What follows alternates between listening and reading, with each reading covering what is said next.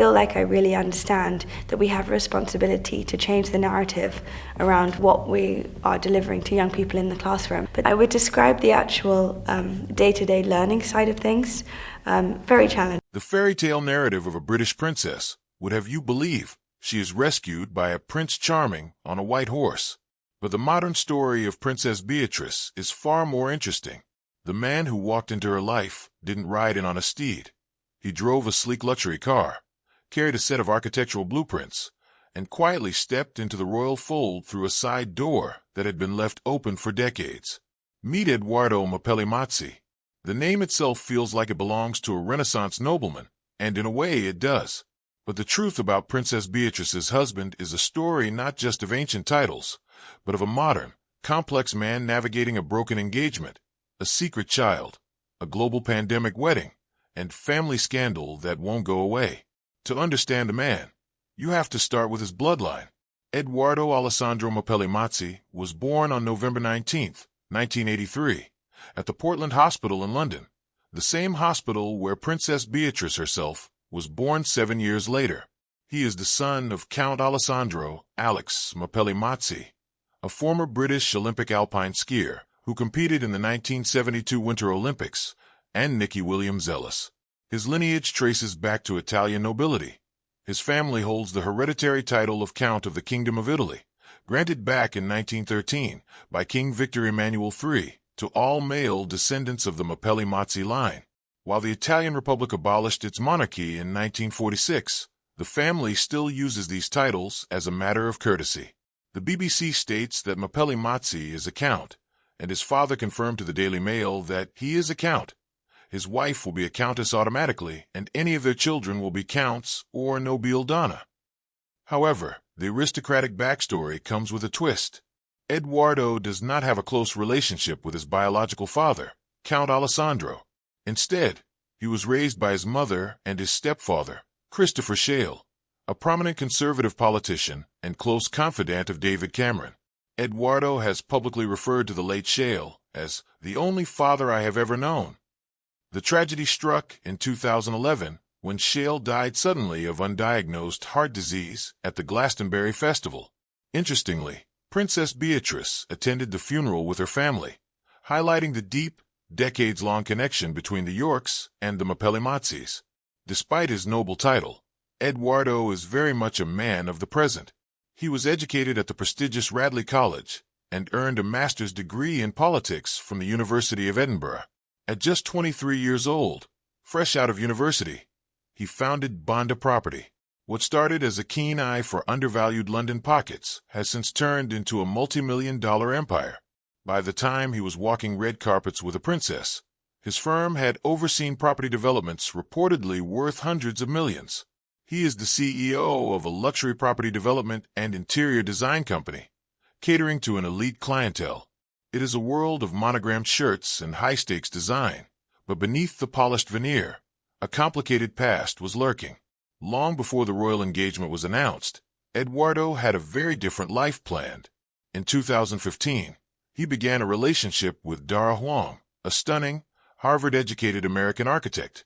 She was internationally successful, driven, and the polar opposite of a shrinking violet. The couple got engaged, and in 2016, they welcomed a son, Christopher Wolfe Mapelli-Mazzi, known to everyone as Wolfie. The boy is perhaps the most adorable link in this complicated family chain. However, by 2018, the engagement was over. The details of the split have remained largely private, but the timeline is tight enough to raise eyebrows. Within months of his split from Dara, Edoardo was publicly linked to Princess Beatrice. What followed could have been a tabloid nightmare, but instead, it became a masterclass in modern co-parenting. Dara Huang has spoken openly about the dynamic with Princess Beatrice. Wolfie has had 2 sets of parents trying to help him on both sides. She told Harper's Bazaar, "I just think, the more, the merrier." She added, "I feel lucky to have such positive people around him, who really embrace him, because it didn't have to be so easy." For her part, Beatrice has fully embraced her role as stepmother. When her daughter Sienna was born, the announcement specifically mentioned that Wolfie was the best big brother. This was not a whirlwind romance. The Mazzis and the Yorks, Prince Andrew and Sarah Ferguson, have been close family friends for years. In fact, when the engagement was announced in 2019, Eduardo's mother released a statement saying her family had known Beatrice for most of her life. They had attended the same parties and the same charity events for the better part of 2 decades before romance ever sparked. It wasn't until September 2018 that the dynamic shifted. By November, the press confirmed they were dating. Their first official public appearance came in March 2019 at the National Portrait Gallery Gala in London. In September 2019, during a trip to Italy, Eduardo got down on one knee. He designed the ring himself, working with British jeweler Sean Lean to create a custom piece featuring a baguette-cut diamond in a floral design. The announcement from Buckingham Palace was refreshingly normal. "We are both so excited to be embarking on this life adventure together and can't wait to be married," they said. But a fairy tale wedding was not in the cards. 2 months after the engagement, Beatrice's father, Prince Andrew, sat down for a catastrophic BBC interview regarding his friendship with convicted sex trafficker Jeffrey Epstein. The fallout was immediate and brutal. Andrew was forced to step back from public duties, and the family was plunged into crisis. The original plan was beautiful: a grand ceremony at the Chapel Royal at St. James's Palace on May 29, 2020, followed by a reception in the gardens of Buckingham Palace. Then COVID-19 shut the world down, and the Andrews scandal forced the family into damage control. The big wedding was scrapped. Instead, on July 17, 2020, at the Royal Chapel of All Saints at Royal Lodge in Windsor, a small, private ceremony took place. Only about 20 guests attended, including the late Queen Elizabeth II and Prince Philip. It was so secret that the press didn't even know it was happening until it was over. Yet, in the intimacy of that small room, something extraordinary happened. Stripped of the usual royal pomp, Beatrice wore a vintage ivory silk taffeta dress by Norman Hartnell that originally belonged to her grandmother, the Queen, and the Queen Mary diamond fringe tiara that Her Majesty wore on her own wedding day in 1947. The dress had been carefully remodeled by the Queen's dresser, Angela Kelly. The couple decided to hold a small private ceremony with their parents and siblings following the postponement of their wedding in May. The palace said. Although Prince Andrew walked Beatrice down the aisle, he was conspicuously absent from the official wedding portraits. It was a silent acknowledgement of the scandal hanging over the family, ensuring the day belonged to Beatrice and Eduardo alone.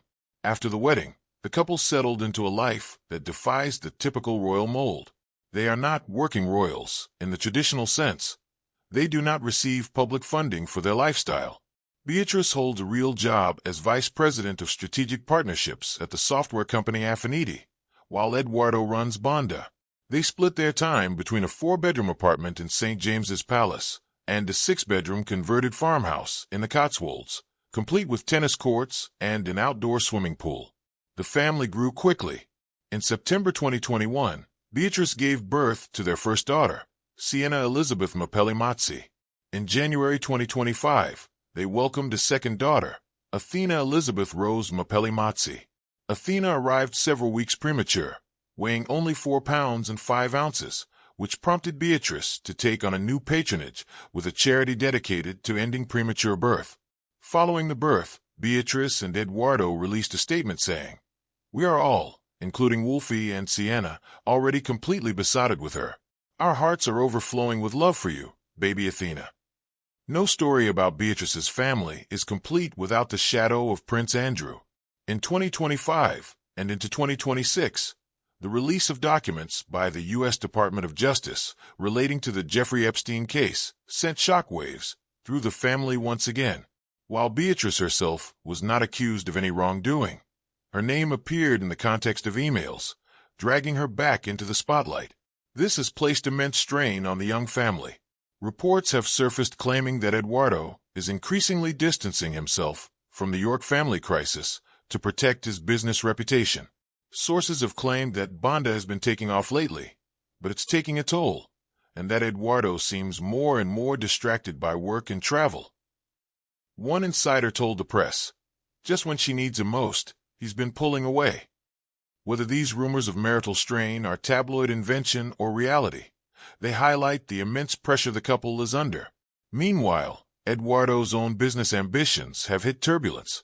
A high-profile £125 million luxury beach development on Australia's Gold Coast, the Masthead Ocean Club, went into administration, leaving a significant financial headache for the property tycoon.